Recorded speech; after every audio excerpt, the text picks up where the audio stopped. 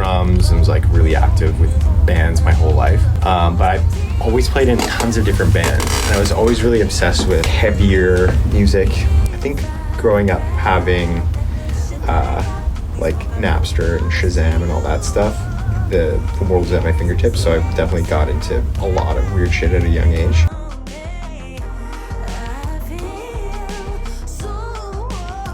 But I've always been sort of influenced by a lot of things outside of my community.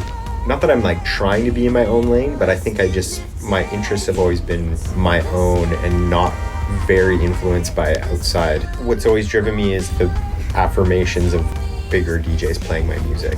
Yeah. Stuff that I thought was like no one would like, or maybe like a small handful of people would like, but then it ended up getting played in huge situations. I'm like, oh, I guess people do fuck with this, and I kind of have to like remind myself sometimes that what I'm doing has some merit, I guess. The one thing that I think that really drives me is like what my shit's gonna sound like next year.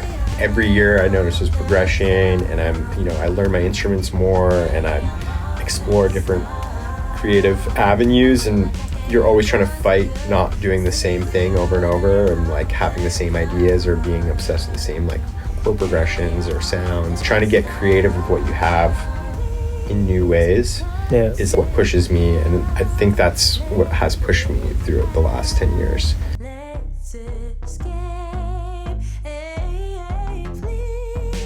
I think making sure that you listen to all sorts of music is like super important. I think a lot of people say that, and a lot of the people that I really love who make music, they are influenced by a huge range of music. It's like you have to have a deep love for all types of music, or just sound in general. I think it's important people try to make their own sound, and that's like, it's hard.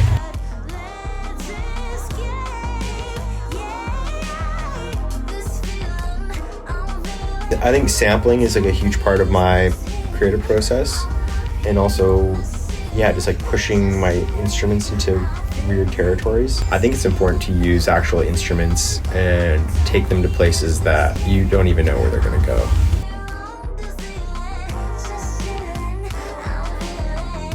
Sometimes I make music to like play out of here at like a hypothetical party with like hypothetical lineup. I'll make something for, just something I want to drive around listening to, something I want to just go to bed to, like it just depends. Like I'm not necessarily thinking about who's going to listen to it. I'm more thinking about like the environment that it should be listening to. My main goal when I'm making music is to make people experience something, or experience what I want them to experience, and it's usually some sort of euphoria, melancholy, introspection, and like happiness, sadness, deep thought, all of that in one. Like how can I make you go to all these places in your life moment with like one sonic package,